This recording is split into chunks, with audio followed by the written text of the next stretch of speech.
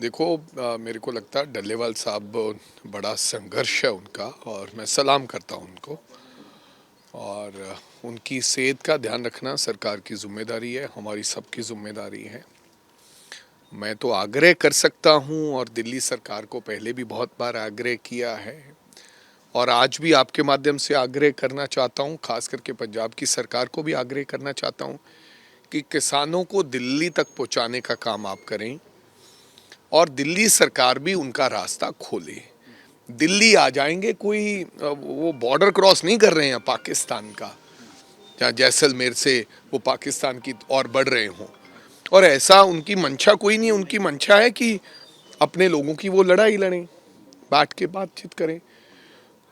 तो मैं गुजारिश करूंगा कि इस दोनों सरकारें इसके ऊपर विचार करके उनका रास्ता खोला जाए। और रास्ता बंद से आम लोगों को, जनता को भी तकलीफ हो रही है और डल्लेवाल साहब की सेहत भी बिगड़ रही है। इसकी जिम्मेदार दोनों सरकारें हैं, केंद्र सरकार और पंजाब की सरकार। इमीडिएट स्टेप क्या लिए जा सकते हैं? इमीडिएट तो स्टेप डल्लेवाल साहब की सेहत को देखो, इमीडिएट तो स्टेप है कि वहाँ उनको डॉक्टर प्रोवाइड कराएं, उनको कुछ ना कुछ जो फर्स्ट एड फैसिलिटीज़ है वहाँ मिलनी चाहिए। उनकी सेहत ख़राब नहीं होनी चाहिए, उनका ध्यान रखना चाहिए, ये प्रायोरिटी होनी चाहिए। अगर उनकी सेहत बिगड़ती है तो ये सरकार की जिम्मेदारी बनती है, ये आपका फ़र्ज और कर्तव्य बनता है। प्यार से, तरीके से, सलीके से, ज़बरदस्ती से नहीं, तरीके से। और दूसरा, केंद्र सरकार रास्ता ही खोल दे तो डल्लेवाल साहब आप आगे जाएं, अनशन उनको तोड़ देंगे। वो अनशन पे बैठना ही नहीं पड़ेगा, लेकिन किसी को कोई परवाह ही नहीं है। 700 किसान पहले मर गया और मर जाएं, अगला सोचता है कि मर जाएगा तो क्या होगा। उनके लिए तो और आसान हो जाएगा कि अगर डल्लेवाल साहब को कुछ हो जाता है तो उनको तो और मौजें लग जाएंगी। एमसी इलेक्शंस को लेकर क्या तैयारी है? नॉमिनेशंस जो हैं वो भी देखो, सरकार ने सारी मर्यादाएं तोड़ दी हैं। एनओसीज मिलती थी, अब कोई एनओसी देने के लिए तैयार नहीं है। कोई हमें मिलता नहीं है दफ्तरों में, कोई दफ्तर में बैठा नहीं है। हमारे बंदे घूम रहे हैं कि भाई एनओसी दो, एनओसी दो। बाद में कहेंगे इनके पास एनओसी नहीं है। इन्होंने कहा है, कमीशन ने कहा है कि आप एफिडेविट लगा दो। एफिडेविट लगा देंगे, फिर बाद में कहेंगे ये एफिडेविट इनका जाली पाया गया, गलत पाया गया, जैसे पहले हुआ है सरपंची के चुनाव में। सरपंची के चुनाव में क्योंकि जब आरओ बैठ जाते हैं तो फिर हाई कोर्ट भी उसमें इंटरवीन नहीं करती है, उसमें फिर पिटीशन दायर करवाती है। पिटीशन का फैसला जब आता है फिर वो अंधा हाई कोर्ट में जाता है, तब तक टर्म पूरी हो जाती है। तो अजीब दुबदा है। लेकिन जिन लोगों को एनओसी नहीं मिल रही है, अब हमारे पास कोई और चारा भी नहीं है। मैं इनको आग्रह करूंगा कि एफिडेविट लगाएं, आप एफिडेविट लगाओ, हम लोग लड़ाई लड़ेंगे। अगर फिर भी सरकार हमारे एफिडेविट को झूठा करेगी, गलत करेगी, तो फिर हम सीधी सीधी सरकार के साथ लड़ाई लड़ेंगे और मैं आऊंगा वहां पर। सुखबीर सिंह बादल पर हमला हुआ था वहाँ अमृतसर में स्वर्ण मंदिर के बाहर। अकाली दल इल्ज़ाम लगा रहा है कि सरकार की उसमें वो है और सरकार जो है प्रॉपरली इसमें कार्रवाई नहीं कर रही। नहीं, अब किसी सरकार ने तो नहीं हमला कराया। देखो, मेरी सरकार से रोज लड़ाई है, लेकिन मैं ऐसा करूंगी सरकार ने हमला करा दिया, ये तो गलत बात है।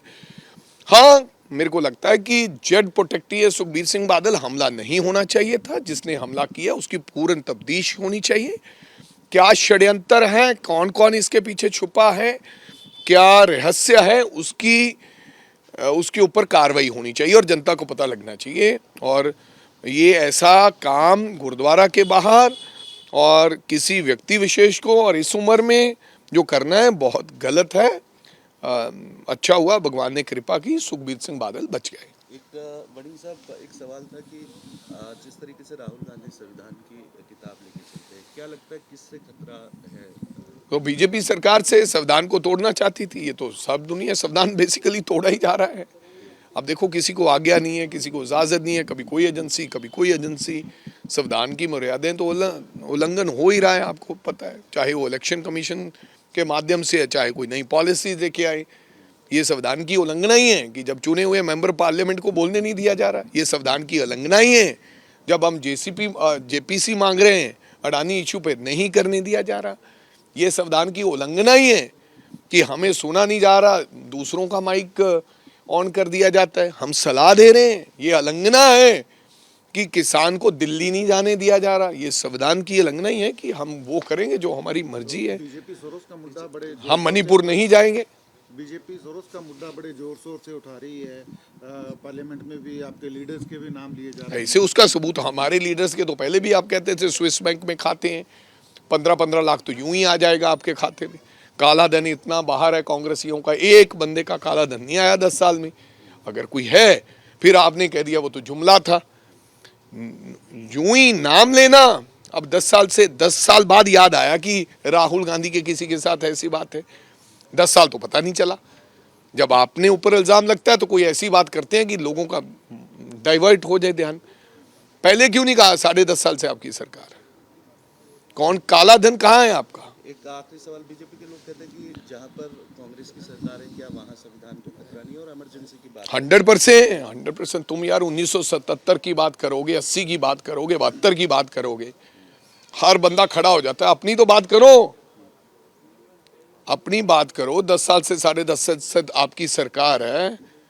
बहुत से जगह पर आप कभी गवर्नर रूल लागू कर देते हो, कहीं पर दंगे हो जाते हैं, कभी पर लोगों को जला दिया जाता है। आज की बात करो ना, जब आप देश के प्रधानमंत्री हो, आपकी सरकार है। जब लोग पैदा नहीं हुए थे वो कहानी सुना रहे हैं, और जो मन मर्जी है उस कहानी को ट्विस्ट देके वो सुना देते हैं कि ये 1972 में हुआ था। किसी ने पैदा हुआ ही नहीं था। मैं तो 72 में पैदा ही नहीं हुआ, मैं 75 में पैदा ही नहीं हुआ। तो वो कहानी सुनाएंगे, जानबूझ के सुनाई जाती है कि वो बंदे के मन में बैठा दें। For exclusive and insightful videos, subscribe to our new channel ABP Live Premium.